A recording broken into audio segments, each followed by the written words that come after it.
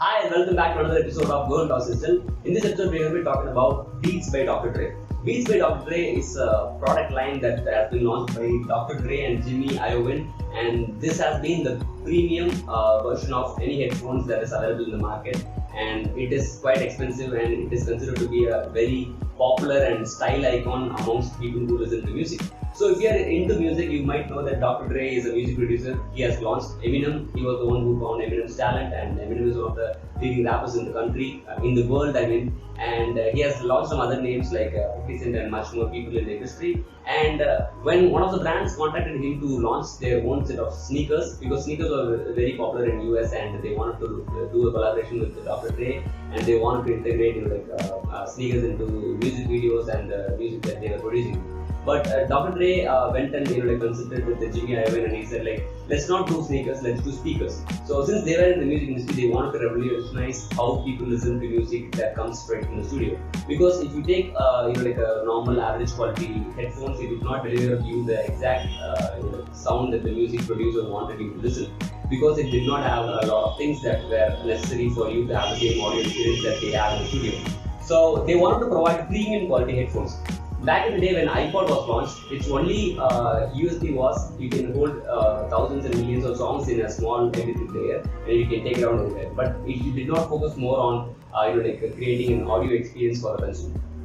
So what Beats by Dr. Dre tried to do was they understood that it was more of a utility product. The headphones that came with iPods and other MP3 players by Sony or any other brands, they were only doing utility.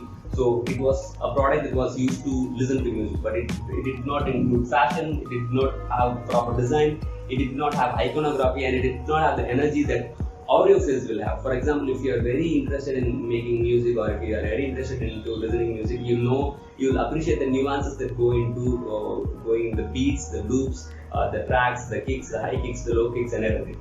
So they wanted to do more than what an utility of the headphones was supposed to be. So they launched their first set of Beats by Dr. Dre headphones in 2006, and it was a huge hit amongst the audience because they connected with a lot of people who are celebrities in the music. So they contacted will.i.am, they got in touch with Pharrell Williams, and they got a lot of people's advices and their opinions on how this product has to be developed. So in 2006, this was the case. And when a few years went by, HTC actually acquired 51% of stake from Beats by Dr. Dre. And HTC wanted to integrate Beats by Dre into their hardware so as to promote Beats branded music into their HTC phones.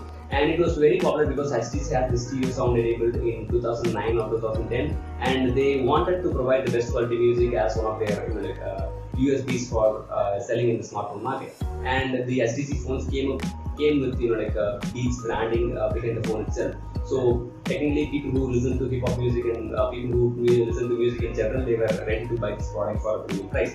And when 51% of stake was being acquired by this company, Beats still activated as they operated as a separate company, and they had their own market share. But later, at some point in time, Beats brought back 25% of stake, giving 25% stake to the HTC pack. So there were some issues and there were some politics inside.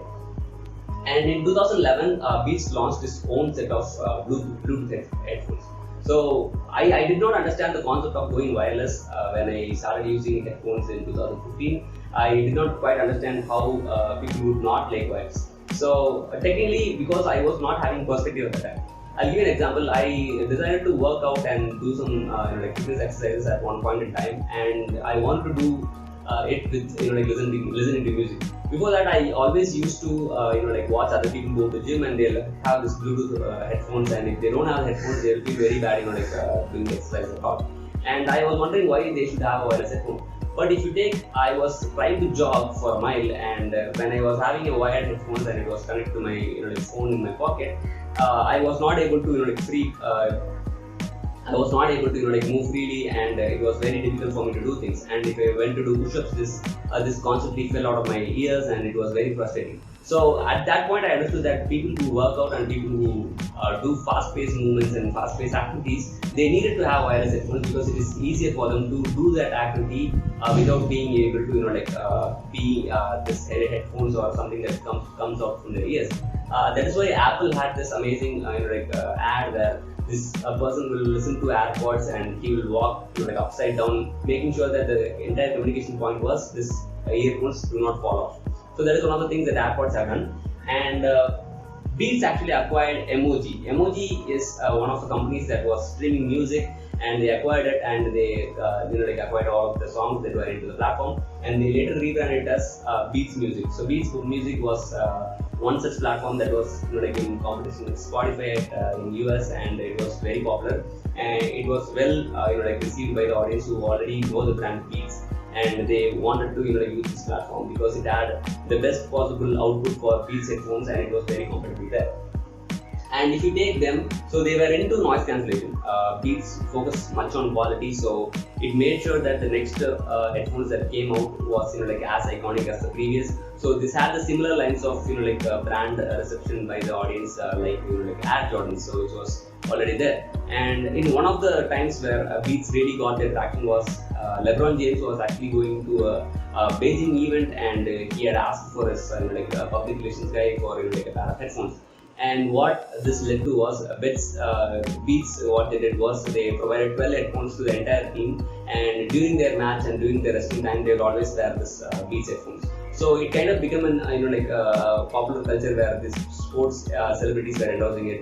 And you might have seen a lot of music videos where you would see Beats bill and Beats headphones being worn by some of the people who are inside the music video. And they are all product placements, and that is how they took to the market and straightly communicated with the people who are into pop culture. So, and they had two pieces of noise cancellation. One is active and one is passive. So the active passive is something like active is the actual hardware that will focus more on listening to the music in the proper way, where they'll have extra padding, they'll make sure that your ears are safe and the external noise won't come in. And the passive noise cancellation is the part where the digital AI comes to play, and it reduces the noises just by understanding what is external noise and what is the music that is being played inside the platform, the headphones.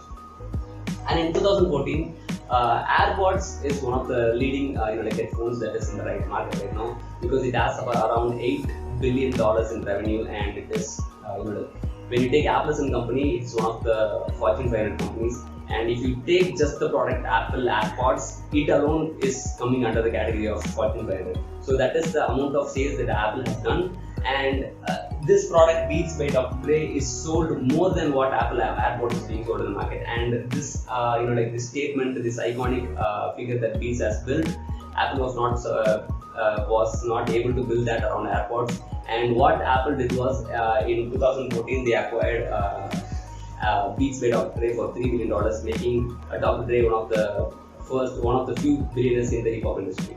And that is how Apple took to this, and Apple has launched around 3 or 4 products after this, because in iPhone 7 they have entirely removed the headphone jack, which made a lot of other companies follow the same stream, leading to a wireless future. And right now they have the latest product, Beats Pro, and which will you'll find this through the ads itself. So the Beats ads are right now run by agencies that basically do ads for Apple, and you can actually see. So their ads are really cool, and this is how Dr. Dre and Jimmy Iovine started their brand as something they want to revolutionize. When asked Dr. Dre about what they think of the acquisition by Apple, they always thought that Apple was the one brand that belonged to Beats was the one brand that belonged to Apple in terms of their premium nature, because Apple always looked for premiums.